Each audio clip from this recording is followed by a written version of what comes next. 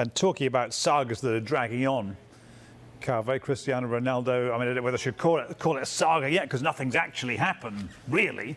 But we kind of all think he wants out. Do we increasingly think he's going to go? Because he's just not going to be happy staying there at a club or not in the Champions League? Yeah, I mean, obviously a lot has happened behind the scenes. Yeah. I think Manchester United are under increasing pressure behind the scenes to terminate his contract.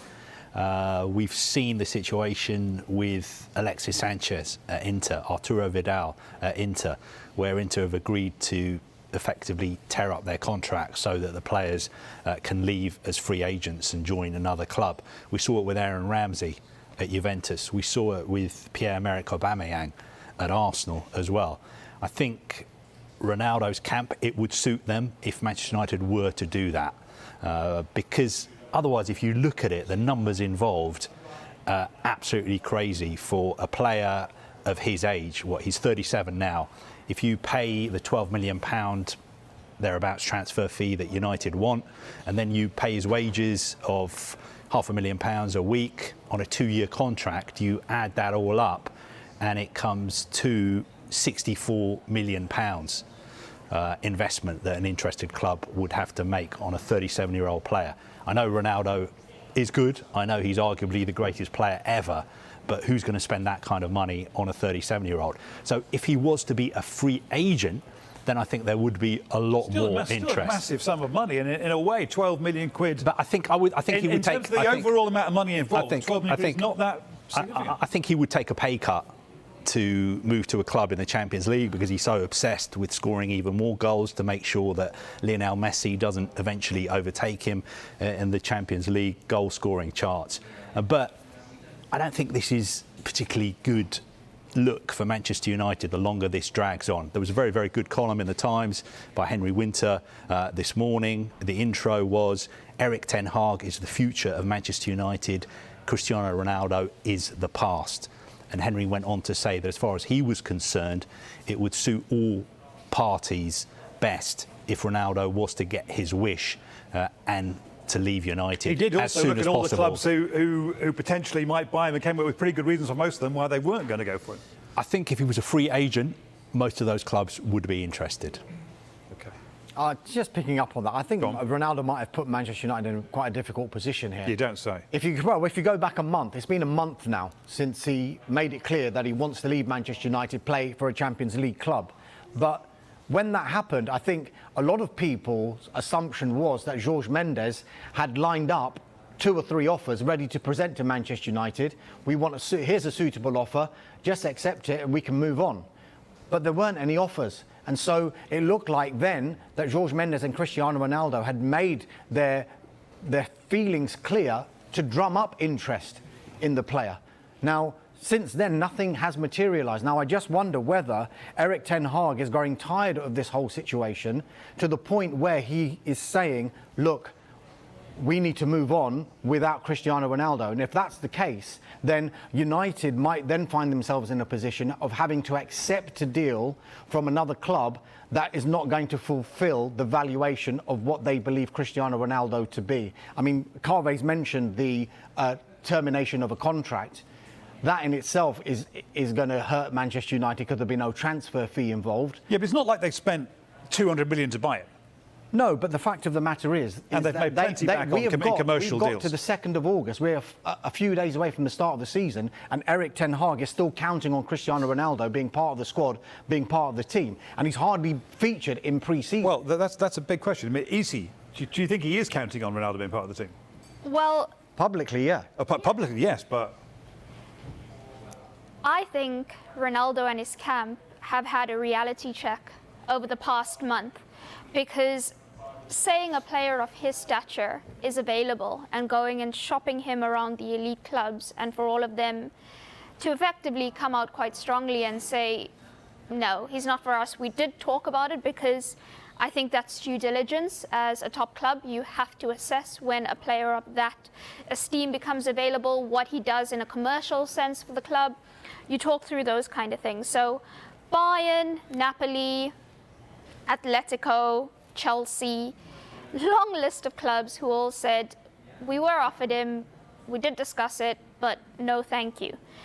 Does a termination of a contract change that much?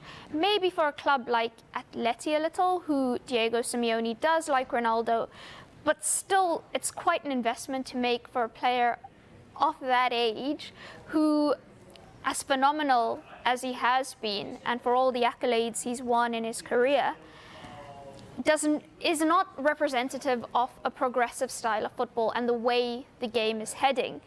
And that then is in contrast to Erik ten Hag and what he's trying to implement at United. And watching them through pre-season on tour, the fluidity of that front three, Martial, Sancho and Rashford, And the work they got through. yeah, was amazing. And how well they translated Ten Hag's principles into match situations, how tenacious they were out of possession, and the chemistry they had with each other. You kept watching it, and everyone in the press box was saying, how much does this dynamic change when Ronaldo is introduced? One of the key things is actually Martial and how impressed the coaching staff were with him. Yeah. And, one of them said, well, it's because he's got the opportunity to start. He knows that. Yeah. With Ronaldo returning, does that opportunity diminish? Then does his attitude change? Let me pick that up with Chris Boyd, who is going to be with us on Sky Sports News this evening, watching Rangers' third round Champions League qualifying game against Union Saint-Gilloise of Belgium. But what about the Cristiano Ronaldo situation? Chris, good evening to you. What do you make of the whole thing? I think it's turned into a total mess, to be honest, for both player and the football club. When a new manager arrives, he wants everybody on side. It's quite clear that Cristiano Ronaldo isn't on side. He doesn't want to be there. I think when you look at Cristiano Ronaldo, he came in last year. He done what he needed to do in terms of scoring goals. Manchester United obviously came up short in their bid for Champions League football, and that's where Cristiano Ronaldo sees himself performing every single European game. That's the level he wants to be at, and he wants to break every single record. Listen, people can go on about players are there to do the best for the team, but Cristiano Ronaldo is interested in Cristiano Ronaldo, and if he's like that, then he's still doing his part from the team. But if you go right through Ronaldo's career, it's always been about Cristiano Ronaldo, and even right now at 37-year-old, it's the exact same, because it's a case now of he wants to be playing football in the Champions League, and he's not going to get that at Manchester United. And I think Melissa's right in terms of they've went round the houses with the big clubs. Nobody's interested. I think Atletico Madrid, when you look at some of or listen to what their fans had to say as well, they were pretty outspoken on it and didn't want him anywhere near the football club. So the reality check is that Cristiano Ronaldo is no longer at the level that he was and can demand the wages that he was with the top clubs in Europe. He might go and get more money elsewhere, but it's not going to be the top European Champions League teams that they thought he was going to get. So let me take you to September the 1st. Is Cristiano Ronaldo still there? It's what, sorry? Is Cristiano Ronaldo still at Old Trafford at the end of the window? No, I don't think so. I think that it has to be resolved one way or another. The season starts on Saturday. He's played, 45 minutes of football. Even for somebody like Cristiano Ronaldo, it's not enough. Yes, he might have been training, or he will have been training himself. You don't get a body like that if you just turn up and train from 10 to 12 every single day. So, he looks after himself. But I don't see him being at Manchester United. I think, you've touched on it in the studio as well. It looks as if it's, made, and then it maybe frees up, the money that somebody would maybe have had to pay Man United. It can all go to Cristiano Ronaldo. But, as I said, I don't see him as a Manchester United player. And I don't think Erik ten Hag can be... when you go into a new club, you don't want the hassle of your so-called superstar, causing trouble and not wanting to train, not wanting to play games. So I think it needs to be resolved soon. But I don't see Manchester United keeping Cristiano Ronaldo. I'm out of time. I'll be shot for asking you this, but in a sentence, are United a better team without him? It's a difficult one to say because Cristiano Ronaldo is obsessed with scoring goals. And if you create opportunities for him, he's going to score goals. And that's where Manchester United, if you look at the positives that came out of Manchester United last year, he was one of them. He was, one of the ones who, done his job. But you then look at it and say, did that have an impact on the team? Did it have an impact on other individuals? You speak about Anthony Martial coming back as well. He looks as if he's got a new lease of life. So, listen, it's a difficult one to say, but nobody can criticise what Cristiano Ronaldo done for Manchester United last season. Top goal scorer in the Premiership for them, and then obviously in the Premier League, then obviously in the Champions League as well. So, in terms of what he set out to do individually last year, it was a success, but as a team collectively, it was a failure. Cristiano Ronaldo, we've obviously been talking about him quite a lot. He's been dominating this transfer window. Look, we've seen the contracts of Inter Milan players, Alexis Sanchez and Arturo Vidal, being cancelled, and going further back, Arsenal with Pierre-Emerick Aubameyang. Now, if United were to take that step with Cristiano Ronaldo, do you think he'd become a more attractive option for other clubs, or is the transfer fee quite negligible with regard to his wages? Yeah, I think that's it, Dharmesh. It's not really about the transfer fee that United would be charging, if indeed there would be one. I think it is about the wages. But what has been clear from the very beginning of this saga, that doesn't show any sign of ending in the next couple of days, is the fact that Ronaldo has been very clear that he's prepared to take a wage cut, that playing Champions League football is the thing that matters to him. What I think is interesting, as we were hearing before from Melissa and the others, is the fact that Jorge Mendes has had his feelers out there for ages, and yet he's not come back with anything concrete. Now, for me, the field is thinning out to a point where you wonder, is the answer where it all started in the first place? Sporting. Of course, we were talking about social media going into meltdown. Portugal went into meltdown a couple of months ago when at a Sporting home game, his mother, Dolores, turned up in her Sporting shirt in the director's box. And it would really make his mum happy if he went home. It would be huge for Portuguese football, where he's still absolutely adored. And because Sporting have quite a young team, as well as Champions League football, he could add something really special there. Ronaldo back to Sporting Lisbon now. That would be a story. Andy Brassel, thank you very much indeed for now. We'll see you Thursday. Thank you. Look forward to it.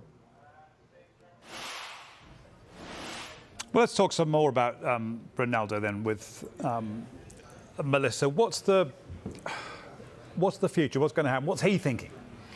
Well, Andy mentions Sporting there, and that would be the emotional return. As he said, Portuguese football would go absolutely crazy for it. Massive commercial boost, interest boost, all of those things, yes.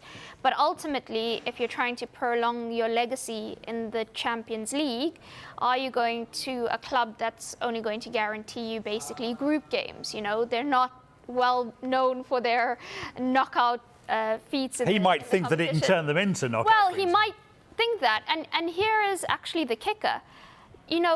It was an emotional return to Manchester United. He was the player to return the title. He was the missing piece, along with Varane. And then that story didn't shape up the way he likes, and now, he wants to leave to go and try again elsewhere. So that Sporting sort of fairy tale idea in his head would make sense. However, one source put it to me that there's been a little PR swing.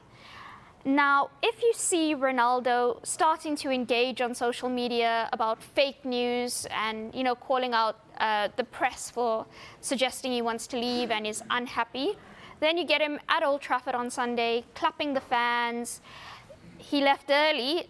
Jury is still out on that, on whether he was permitted to leave or not, because knowing Erik ten Hag and the discipline and the standards he set, I can't imagine he would be very happy with that. But he's returned to training, he's been training well, he's been integrating with his teammates.